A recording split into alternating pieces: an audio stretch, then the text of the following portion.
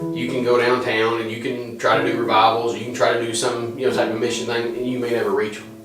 But you give them an opportunity to put a bat and a ball in their hand and come out and play a game. They kind of forget about maybe why they're there. But over the course of time of hearing those devotions and building those friendships and building those relationships, eventually you've planted enough seeds to where there will be a harvest. What you're about to see in this week's episode of Coffee Break is an absolute masterclass in not only hearing God, but taking Him up on a crazy dream. And so my encouragement for you is to grab not only a cup of coffee, but a box of tissues and maybe a snack, because we're going to sit down and we're going to sit in for the next 40 minutes and listen to how God birthed a dream in Bobby and then has changed an entire community of people's lives through it. So it's my honor to bring to you this week's episode of Coffee Break with Bobby and Dobson. It's all good. Okay. So, you ready? Yeah, whenever you're ready. All right, man. So, and everything's already recording. Yeah, good. And it's completely unedited. So, okay, just no big deal. Got that going out in the hallway. I figured you'd at least clean the video up to some capacity. To some capacity, maybe. Got it. All right, Bobby. So, tell me, what's your story, man? How long? I guess we'll put some guardrails on it first. Okay. All right. So, you grew up in LaRue County? Yep. Okay, you work in LaRue, Hardin, all those areas? Yep. What do you do? I'm a full-time auctioneer and real estate broker. Okay, so in my terms, what does that mean you deal with on a daily basis? My day-to-day basis, of course, I own the companies that I work for. I own Lewis Auction Company and Platinum Plus Realty. Day-to-day basis is on the auction side, meeting with families and orchestrating upcoming auctions, booking auctions, inventory and personal property. Just like today when I leave here, I'm going to Louisville to look at a automotive business that has closed. The guy did auto body repair. He sold out to a developer. Louisville's kind of overrun him, so we're going to go up there and look at selling all of his tools and equipment and stuff of that nature. And then on the real estate side, it's taking care of listings and meeting with potential buyers and clients and all that fun stuff. Yeah, for sure. So to say you're busy is a little bit of an understatement. Yep. Okay. So, well, on top of that, you've been this way for as long as I've known you. You've been busy, just always doing the thing, right? Yes. Started real estate and auctions back in 1998. So. But a few years ago, you decided to take on something completely kind of, well, that's what I would say that you had been talking about for a while, right? Yes. Sports league? Yes. So you've been talking about this idea. So essentially, give me the background. So, because I grew up with some awareness of it, but okay. not so exactly. when I first started attending South Fork, and this may have been, I don't even know when we started attending South Fork. I'm gonna guess somewhere around early 2000. Church sports was a thing. Will Aubrey, who I think he still goes to Magnolia Baptist Church, was running a softball league and a basketball league. And Will did the best he could with what he had and the resources he had, but the league eventually died. And it was nothing that Will did. The league died for the lack of participation from the churches. Okay. And so that went away. And so when I first came to South Fork, we were one of the churches that was very blessed with active members and athletes. I mean, we always have been very blessed in that capacity. And so for us to have, we could put 2 teams in the softball league. It was never a problem. To where other churches really struggled just to find 10 people who'd want to play. Right. We had an abundance. I mean, we had 25 people sign up, one year. And so we were making, multiple teams and stuff like that. And so, but eventually the league died for the lack of participation from the churches. Yeah. I think the last year when I played, there was only 3 teams in it. Yeah. And one of the teams was a mixture of Mount Moriah and Union Christian and Middle Creek, and 3 or 4 churches came together just to have enough people to play. Because the rule was, or at least the way it was structured back then, was every church provided a team. Right. The churches provided a team, and the only way you could play was if you went to that church so many Sundays a month. Oh, okay. So there's the stipulation on it. Right. Yeah, okay. So there's a stipulation. So in order for you to play for South Fork, you had to attend South Fork so many times a month. And somebody was supposed to keep up with that, kind of check the box and make sure you were there in order for you to be eligible to play. Now, let me ask you this, and maybe I don't know if you know this, but like, what was the motivation behind the sports league back then? Was it evangelistic? Was it just a hangout? Was it kind of an amalgamation? You know, I'm not real sure where it was when Will started it. I don't know if Will took it over from someone else, but you know, when I came along, I was playing some travel softball, playing in some adult leagues over in E-Town, and so for me, playing softball at the church was just a bonus. Hey, I go to South Fork, I get to play on South Fork's church league team in the fall. By the fall, you know, most of the other leagues and stuff have all kind of ended, and so it was just a thing to do. Kind of, you know, so for me, it was more of a hangout, and I guess that's kind of how I saw it, yeah, and how it was. And so I think it's just really what it was, just a kind of a hangout thing. Okay. And like I said, the teams struggled, or the churches struggled to get participation for the fact that, you know, some of the churches didn't have enough people to play. And so when you didn't have enough people to play, you didn't put a team in it. Right. And then when they started trying to merge a couple of churches together, like Union Christian would have 4 people, and Moriah may have 3 people, and Middle Creek may have 4 or 5 people, there was no real coming together, and so if that team struggled, then next thing you know, people just stopped showing up. Right. So it was not only, it wasn't maybe not necessarily motivation, but it was a systems error. A little bit, yes. Yeah. You know, for the way it was structured, and like I said, this is no. I'm not saying anything towards the person. Oh no, because that's, you look at other church leagues around the country. That's how still today. That's how they run, and a lot of them struggled to find, you know, participants who want to be involved. Right. So, but then fast forward. So, what year roughly did it end in?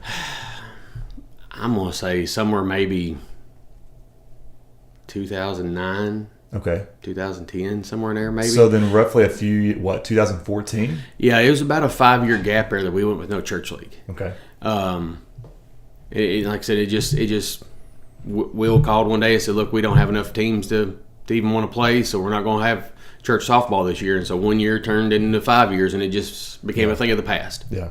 But then fast forward that 5 years, and you come to us one day, and you're like, "Hey, I got this idea." Yeah. So how that happened was Dwayne Gibson, you know, knew that I loved playing softball, knew that I really, you know, enjoyed that, you know, that part of my life. But I gotten away from it because work, kids, everything's just so busy. You know, I stopped playing with the travel team. I stopped playing in the men's league in E-Town. That had all kind of gone away. And so Dwayne came to me one day and said, "Look," he said, "I really think there's a need for church league sports back in the community. You know, would you consider running that or putting it together?" I'm like, "I don't know, Dwayne." And I just kind of brushed it off. Well, a year went by. We're coming into summer again. Dwayne's like, I run into him. He's like, "You thought any more about church league sports again, you know, about bringing softball back?" He said, I really think there's some people that would love to play." And I told him, I said, "You know, I've thought about it, and I just don't have time." You know, typical excuse for a lot of people, I just don't have time, right? Kids are, you know, Briley was starting to get involved in sports. My business is really starting to really grow. And had Laney just been born? Laney was 1. Okay, yeah. And so... not a slow time in your schedule. Not a slow time in my schedule. This is still pre-buying the companies that I own now. I'm still working. At this point, I'm still working for Kenny at Lewis Auction and Platinum Plus. So not as busy as I am today, but still very busy in my own right. So we, you know, and I just feel like it'd been late on me. Mm-hmm. You know, kind of have a feeling, and so I kind of pushed it off again. Well, then another year goes by. Dwayne hits me up again, and during that time, so this would be a little shout out to small groups, we had gone through the treasure principle. And so Randy Alcorn. Yes, yeah, with Randy Alcorn. Scott Clemens had taught the class. We had gone through that because at this point, Jonathan had now taken over as the head pastor here at South Fork. Mm-hmm. Brother Norm had moved on to a church down in East Bernadette, and so there had been kind of some changes here in our church, and so small groups have been a big thing. So anyways, we did the treasure principle, thinking that it's going to be about budgeting. Totally not about budgeting. So if anybody's thinking about that, it has nothing to do with budgeting. In a sense, it does, but it's not about budgeting. And so, also during that time, I had seen a bigger push for missions here in this church. You know, and a lot of that had to do with Jonathan coming on and talking about getting rid of the church debt and putting so much emphasis on missions, and so it's like constantly about missions. I never had the feeling of I want to go to Africa. Mm-hmm. Just wasn't your thing. No, and I love seeing your all's videos when you come back. I love seeing all that, but I guess part of the problem with that is I have this mindset of why am I going to fly thousands of miles away when we got stuff in our own backyard? Totally, man. You know, and that's because God had given you that desire. Right. And so that was never my feeling to go to do that. But I had this feeling of I want to do something. You know, I need to be more involved in some capacity, do something. And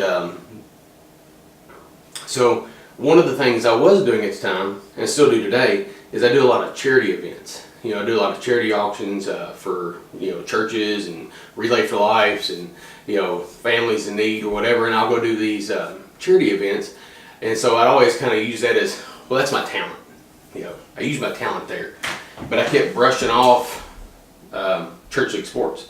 And again, multiple years in a row, Dwayne came to me and he's like, I really feel like you need to do this. And each time I would find some type of justification as to why I shouldn't do it. You know, too busy. Riley's getting involved in sport. You know, I got all this stuff going on, right? Well, finally I was like, you know what? I said, let me think about it, Dwayne. I said, but if we're going to do it, it's got to have some major changes. Yeah. Okay, so pause right there. Was that the moment where things switched for you? Like you knew in that moment you were going to do it? Yeah. Okay. Yeah. Because I knew I wanted to do it. One, I wanted to play again. You know, I wanted to be involved again. Two, there was other people in our church that had kind of known Dwayne, had been asking me, and it was kind of like, you know, you gonna do this? You know, I want to play. I'll play. You know, I'll help. Positive peer pressure. Right. Yeah. So you know, so it was there, and so I told Dwayne, I said, look, I said, if I want to do it, then I want to make some serious changes. And he's like, what do you want to do? You know, he said, you think about it, and you know, what do you want to do? He said, I'm behind you 100%. And so at this point, Dwayne is at Parkway. And which is, for people that might not have context, another church in the community. Right. So we're all talking community churches. Yes, all community churches. Yeah. And so Dwayne is at Parkway because he was the youth pastor here, and that's how I first got to know Dwayne so well. And so at this point, Dwayne's now at Parkway. Jonathan's our lead pastor here, and another pastor that I've always respected a lot and thought a lot of is Brother Shannon at Mount Moriah. And so, so I sat down. I told him. I said, you know, I ended up messaging all three of them individually, and told them, I said, I want to bring Church League Sports back. I've been talking to Dwayne, but I've got some ideas. And so me and Jonathan and Shannon and Dwayne all sat down one day, and I told them my ideas.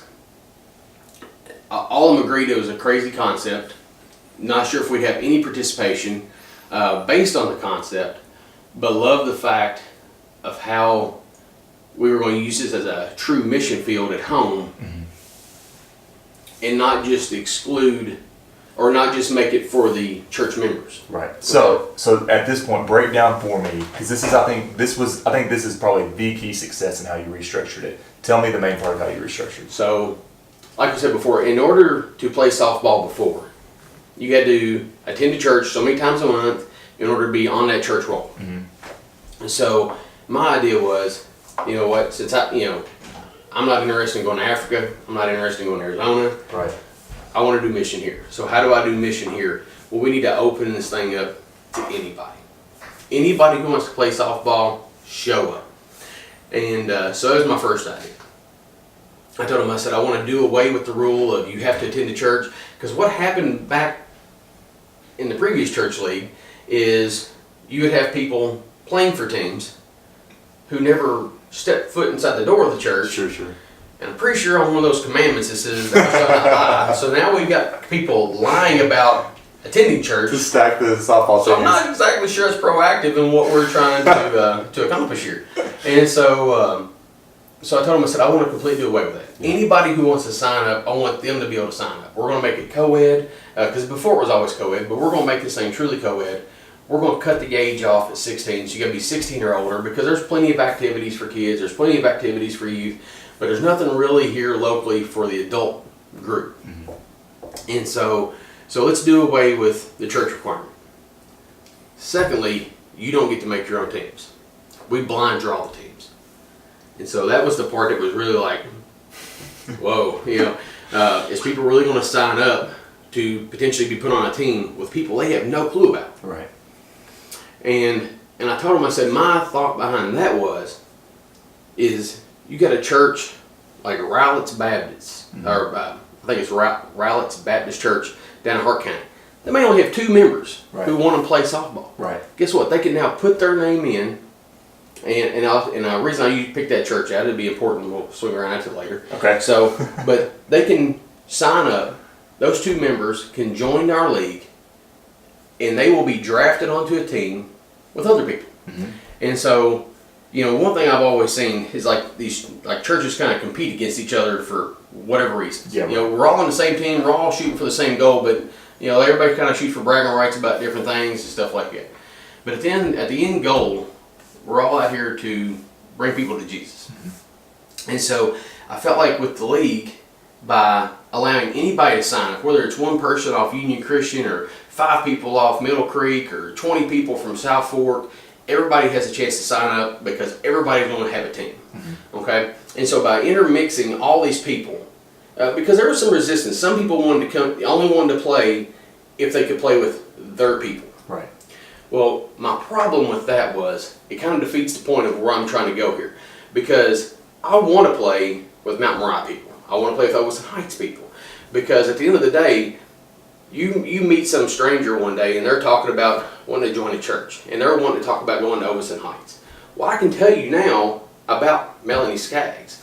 I can tell you about Brother Murray, because I've played sports with him by being mixed up with these teams, because I know him. I've now created friendships across the way here because of that. You want to go to Rowlett's Baptist? I can tell you about Jason King.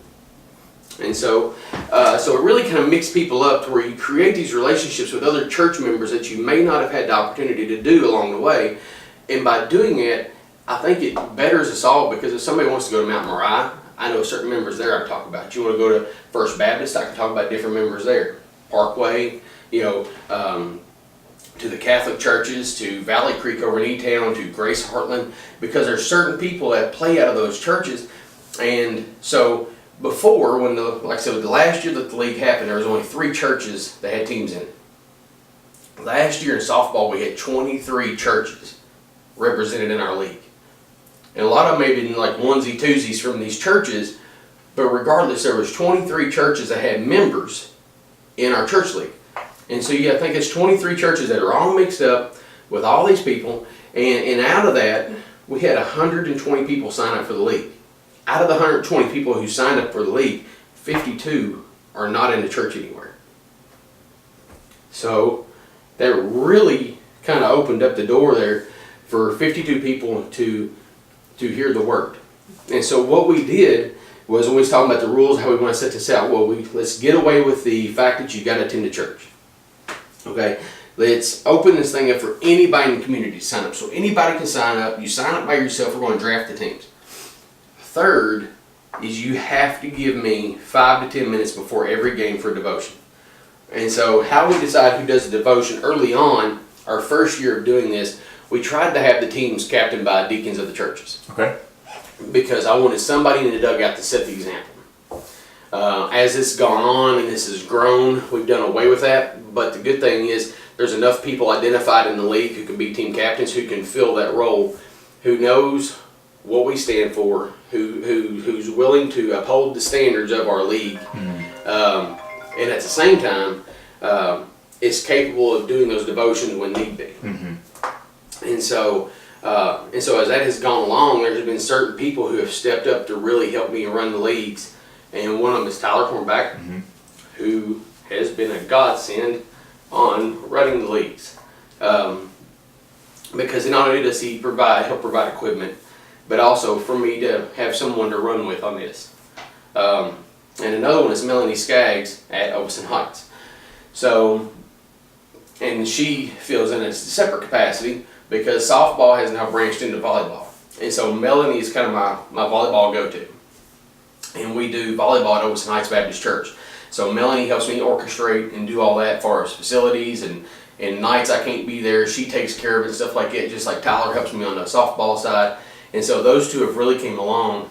And so although I feel like I get a lot of credit for it, they equally have really played a big role in the success of the leagues. Let me pause you right there for a second, because I think that's something that's really, I don't know if it's not understood or maybe it's just not emphasized enough, but one of the things that Jay and I and Brandon and I talk about a ton is the importance of having a running man. Right. Like, you have to have a wingman, you have to have somebody to run with you.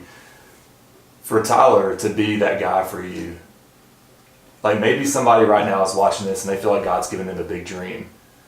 Why do they need a Tyler? Why do they need a Melanie?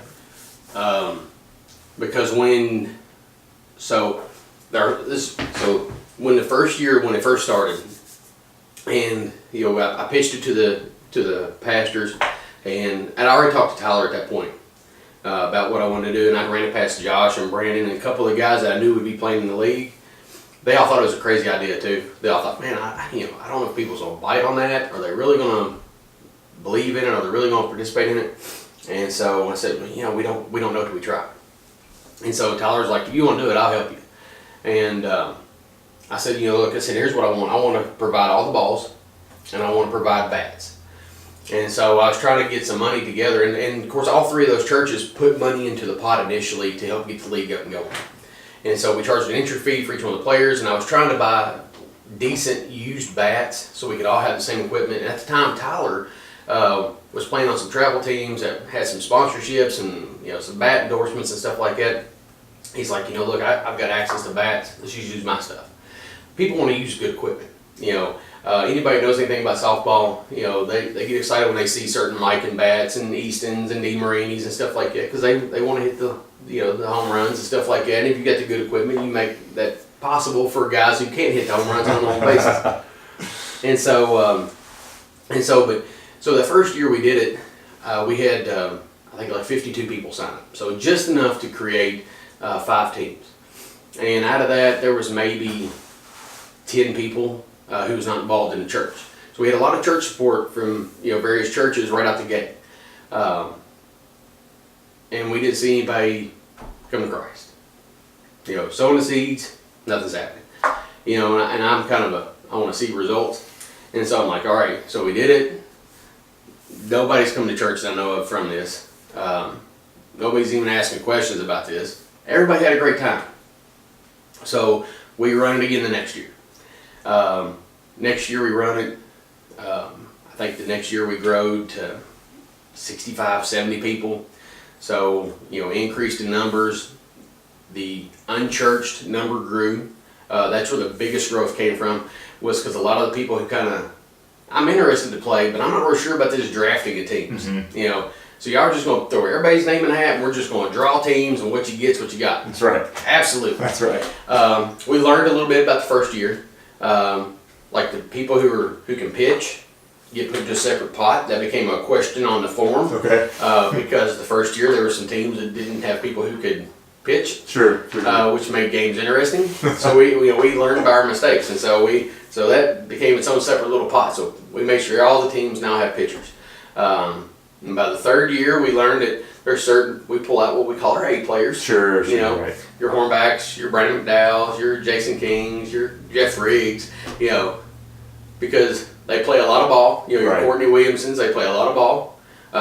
They hit a little better than the rest of us. Sure. And so they gotta get pulled out to where they kind of get spread around, because you don't want a concentration of those guys winding up on the same team and smashing everybody. Right.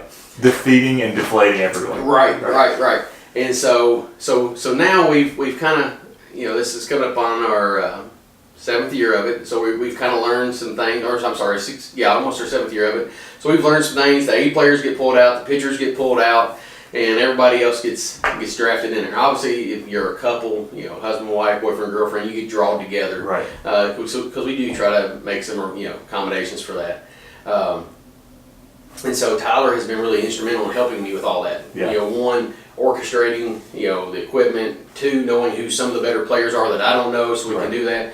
And the third thing is just having him there when things get tough or when I'm busy at work, and to have somebody who believes in it as much as I do, to see that if I can't be there, to make sure it runs on. And also, when the day comes that I no longer can do it, to know that we can pass it right on to him. He's going to continue to run the league, and hopefully he has a running buddy that follows him behind him. Obviously I hope to be around this thing for many years to come, but you never know what tomorrow's going to hold. And so as the league has progressed, we've had more opportunities. People were asking for more stuff. They wanted a basketball league, they want a golf league, they want a volleyball league. So some of the ideas have kind of been pushed off because of basketball leagues in the past. People get hot, they get physical, an elbow gets thrown. Next thing you know, they're fighting and cussing, and we're destroying the whole point of the league. But we did start volleyball. Yeah. And so church leagues have always kind of had this stigma. Yeah. About cussing and fighting and feuding, and that's one of the things we've tried really hard to diffuse with this. And then on our opening night, I go out there and I talk to everybody about that. If you got a problem, keep the jersey. You got a souvenir, I'll give you your money back. You can leave now. And so when we first asked to do volleyball, because of the stigma that comes with church league sports, a lot of times we were looking for a church that had a facility, because we couldn't use any of the school's facilities, but we were looking for some place that had a facility that we could do it at. And Dobson Heights had this really nice gym with built-in volleyball, equipment in the floor. I mean, nice setup, perfect setup. They have their little kitchenette area for their own concessions. I mean, it's a great setup for us.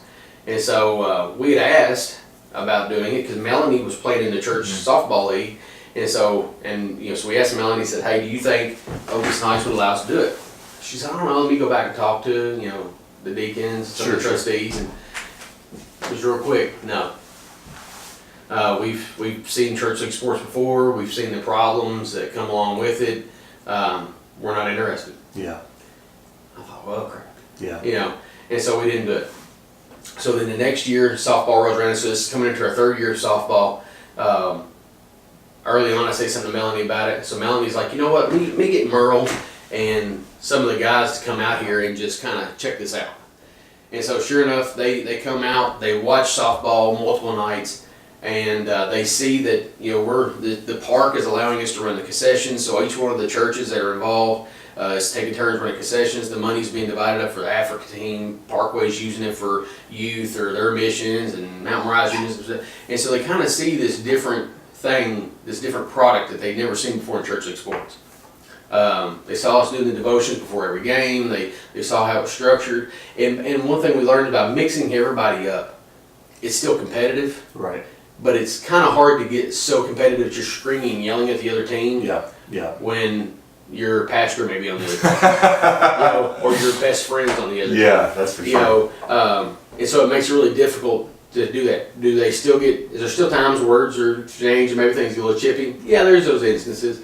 But for the most part, it's a very clean game throughout the whole season. Yeah. And I think if it wasn't, we wouldn't have had the growth we've had. Like I said, our first year we just had over 50 people, and now we have to cut the league off every year to 120.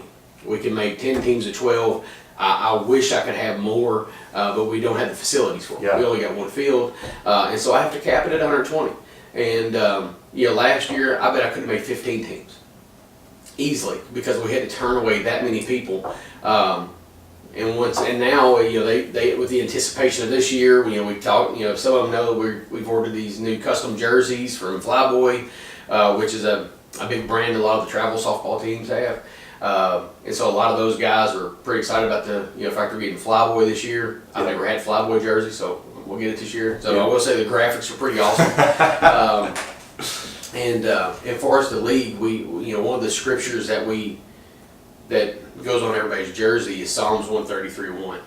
And so it says, "Bring how well it is when brothers and sisters come together in unity." Yeah. And so that's the whole point behind this league, is to have something that anybody can be a part of. Yeah. I don't care if you're an atheist. I don't care if you're a Christian. I don't care, where you're at on the spectrum. You can come play ball, but if you're going to step foot on my field, you will give me 5 minutes for a devotion. Yeah. And so you can figure out to have at least 10 games, not counting tournament, they're going to get an hour's worth of devotions, different scriptures, different testimonies, different things. Because each week it's not the same person bringing the devotion. We mix it up from different pastors to different players, from different churches. I've brought in Brandon Reed, who's our state representative, who's an ordained minister. Bring him in. I brought in Billy Curl, who, as far as I know, nobody in his church is even on the team, but yet he's a very influential person in our community, to our other local pastors and stuff like that. So we're always looking for somebody to come in with a different perspective and a different angle to bring in a devotion each week. You look at the connections and stuff that's been made through these sports. One in particular is Tyler and Molly. Had it not been for that, they may not have met. What was that first night like when you guys? That first night, we walk in. Molly was on our team actually. Molly got drafted in the draft. We didn't know how good she was. She may be 100 pounds soaking wet with a pocket full of quarters, but she can serve the ball harder than anybody in there. And when she gets on a roll, she'll flat eat up the other team. And so it worked out well because she wound up on our team in the draft. Although every year everybody chooses me cheating in the draft room. Yeah, right. I didn't know her. Right. But it worked out well. And from that first night we walked in the door, Tyler knew who she was. She was older than him in school, so she's kind of a cradle robber. But Threw that in there. I like that. I got to throw a little jab there. And so, but right out the gate, it was like this connection between the two of them. Mm-hmm. After every practice or every set, they're over talking, and next thing you know, a year later, they're married. And so, other connections that have came out of this is Courtney and Angela Williamson. Courtney's now became one of my close friends. Him and his wife and their little son Samson. Courtney came into the softball league now. This would be 3 years now, I guess. As just some guy who was really good at playing ball. I mean, Courtney can smash the cover off the thing. He was playing with a travel team called Appliance Pro, and so Jason King had played in our league years before, who runs Appliance Pro, and now the bulk of his travel teams is in our church league. I have a 12-man roster. I think there was 10 of them in our church league last year. But what was important is the league shows up in Courtney's life at a point to where, I don't want to say he was lost, but he was definitely wondering. His dad had passed. He was mad at God. And looking for a place to fit in. And so he was just looking for that connection. Had the rules been the way they were before, he wouldn't have played, because the church that, I don't even want to say Courtney wouldn't even say he was going to. Like they hit the highlights, Easter, Christmas, occasionally throughout the year, the way Courtney talked. They went occasionally, but it was nowhere that he was plugged into, nowhere that he was growing. And he flat out told me, he said, I'm mad at God. And so, because of the league, guys like me and Tyler and Josh and Brandon and you and different ones got to make these connections with Courtney and his wife Angela, because the first year or so it was just Courtney playing. Well, now Angela's playing. And they've had a little boy named Samson, and he's out there and he's meeting all these friends and stuff. And so, because of that, finally the day came when Courtney was like, what makes you all different? And he finally came to church and he sees what makes us different. He sees that we're plugged in. He sees that we're involved. He sees all this stuff. And it wouldn't have happened had it not been for the initial push to do something. To quit being selfish, to quit saying I don't have the time, because first I thought it was going to be something I have to do on my own, But then guys like Tyler stepped up, and Brandon Clemens, and I know I'm forgetting some names, and somebody may get their feelings hurt, and I don't mean nothing by that. But these people just kept coming up and willing to help out in the league. And so the reason I brought up Rowlett's Baptist earlier and Jason King was probably the greatest compliment that has been paid to this league is duplication. So Jason King 2 years ago said, I want to do the same thing in Hart County. They don't have the softball field and stuff down there for him to use. So what he did was he started a volleyball league. And they run the same type of volleyball league that we do. Anybody can sign up, draft teams, the whole works. It's just straight duplication for a volleyball league in Hart County now. And they run that at Munfordville Baptist Church. And again, that when King went and talked to him about it, hesitation, we know about church league sports, we know about the problems that come with it. But luckily, their new pastor at that church was Paul Hines, who grew up in this church. And when Paul was transitioning from churches, and when he left one church and was transitioning to Munfordville Baptist to take over as the head pastor there, he had spent a little time back here at South Fork, and so he knew about our league. He knew how it was ran. He had seen it firsthand. His parents had been involved. His mom helped run concessions. His dad and his uncles were, in our first couple of years, were some of the ones who were the team captains. And so Paul called me up and was like, hey, I want to ask, this guy for real? And I'm like, he's very for real. He plays in our league up here. He's wanting to take and duplicate the same thing there. Him and his wife are great Christian people. They attend Rowlett's church. They're good people. He's like, all right. He said, well, we're going to sign off. We're going to let them do this thing. And same way, his first year they had a little participation. This year they have more people, and he plans on keeping this thing going. So it's pretty awesome to see that this crazy idea that we had has now been duplicated in another town, in another community, to reach people that may not be reached in any other capacity than through sports. Because some people will never walk through the door. And you can go downtown and you can try to do revivals, you can try to do some type of mission thing, and you may never reach them. But you give them an opportunity to put a bat and a ball in their hand and come out and play a game.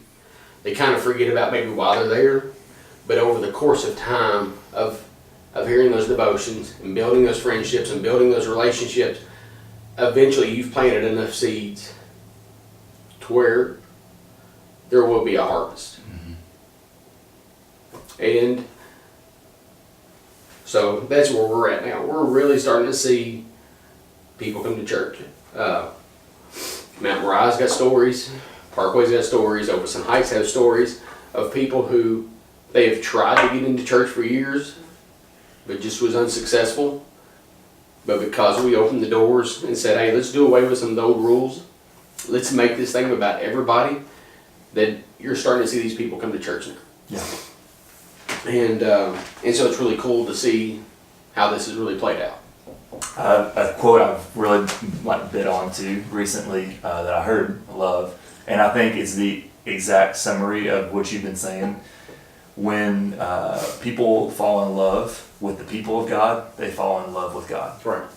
And so, man, I'm so thankful that you just bit off on the crazy idea. And I literally think we would not be where we are today, not only as a church family, but even as a community, because literally you, one person, were faithful, So, to close up our time, this hasn't actually released yet. You've not actually seen a full episode of this, right? No, you just showed me a 4 I minute showed you a 4-minute clip and right. asked you to come in, and you bit off on this crazy idea. Right. So this is actually whatever we're calling this. It's called coffee break. So the one question everybody has to answer at the end, and the two people have already answered before you, is number one: do you drink coffee? I didn't until about 2 months ago because of my diet. I don't drink coffee. Oh, okay. So you're a recent convert. So tell me, what do you drink? Like, how do you take it? I drink Black Silk Folgers. That's some good stuff, man. It's not bad. With butter. Okay. You got that bulletproof coffee? Yep. I see you. Okay. Yep. I thought about throwing in a cinnamon, or a hint of cinnamon. Okay, I get that jab there. So. Okay. That sounds good. I'm glad you did that on the end. That way So- I'll listen to you.